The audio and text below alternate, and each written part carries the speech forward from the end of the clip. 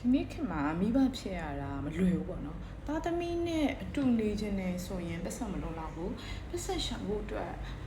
ကိုယ်နိုင်ငံမှာမဟုတ်ဘဲနဲ့ပြည်ပထွက်ပြီးတော့အလုံးလုံးမယ်ဆိုရင်တော့မှသားသမီးနဲ့ဝေးရတယ်အဲ့တော့ဘယ်လန်းနဲ့ရွေးရင်နာတာကြီးပဲလေနော်နိုင်ငံတည်ငြိမ်နေတဲ့အရင်ခေတ်တုန်းကလိုဟာမျိုးဆိုရင်တော့သားသမီးကိုထမင်းမငတ်အောင်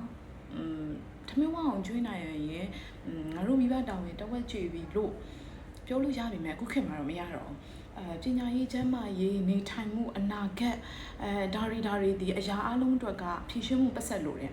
သားသမီးကိုပိုကောင်းတဲ့ဘဝတစ်ခုပေးနိုင်မှုဆိုတာကဒီမိဘတွေကပိုပြီးတော့ကိုယ့်ရဲ့ရှိလက်စဘဝတစ်ခုဆွန့်လွတ်ပြီးတော့နေရာတစ်ခုကိုပြောင်းရွှေ့ပြီးတော့လောက်ကင်ကြရတဲ့အခါရှိတယ်။ချို့မိဘတွေဆိုရင်ကိုသားသမီးရဲ့နေဘဝကိုတောင်မှအနီးကပ်မကြည့်လိုက်ရဘူးမထိန်းလိုက်ရဘူးဗီဒီယိုကောတွေကနေပဲကြည့်လာတာကိုတွေ့ရတယ်မွေးနေ့ပွဲတွေလောက်ရင်မပါနိုင်ဘူးကြောင်စင်းချိန်လေးမှမကြိုနိုင်ဘူးနေမကောင်းတဲ့ချိန်ဘေးနောက်မှမရှိနိုင်ဘူးဒါပေမဲ့လာတိုင်းအိမ်ကိုပတ်ဆက်ပို့နေရတယ်ပတ်စပိုးနေရတယ်အဲ့ဆိုရင်တခါလေဗီဒီယိုကိုပြောရင်းနဲ့ဖေဘယ်တော့ပြန်လာမှလဲမမေသမီးကိုမလွမ်းဘူးလားတောင်းကိုမလွမ်းဘူးလားဆိုတော့ဒီလိုမျိုးမေးခွန်းလေးတွေကြားရတဲ့အခါမှာမိဘရင်ထဲမှာပြုံးနေပြီမဲ့ရင်ထဲမှာတော့မျက်ရည်တွေနဲ့ပေါ့နော်အဲ့တော့ဘယ်မိဘကမှတော့ကိုသားသမီးနဲ့အဝေးမှာနေကျင်ကြတာမဟုတ်ဘူးတယောက်တည်းအခန်းထဲမှာထိုင်ပြီးတော့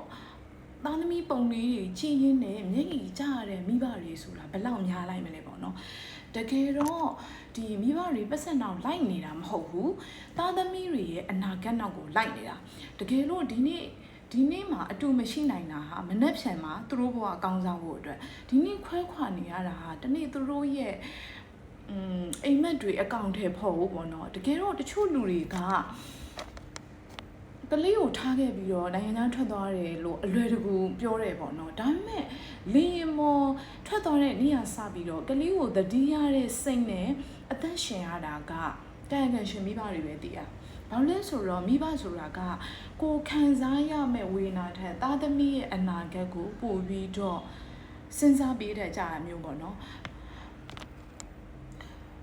ဒီနေ့ခေတ်လိုဟာမျိုးမှာဆိုရင်မိဘဖြစ်ရတာတကယ်ကိုစဉ်းစားမယ်ဆိုရင်ရင်လေးစရာကြီးမတွေးရဲစရာကြီးပေါ့နော်သားသမီးတွေရဲ့မျက်နှာလေးကိုတွေးလိုက်တိုင်းမဖြစ်နိုင်တာတွေကိုဖြစ်အောင်ကြိုးစားနေတာကမိဘတွေဖြစ်တယ်ပေါ့နော်တခါလေကလေးနဲ့ဝေးနေတာကိုယ့်အတွက်ဒဏ်ရာတစ်ခုဖြစ်ပေမဲ့သူ့အနာဂတ်အတွက်တော့မေတ္တာနဲ့ပေးဆက်ထားတဲ့ယဉ်နှီးမြုံနှံမှုတစ်ခုပါပဲเนาะ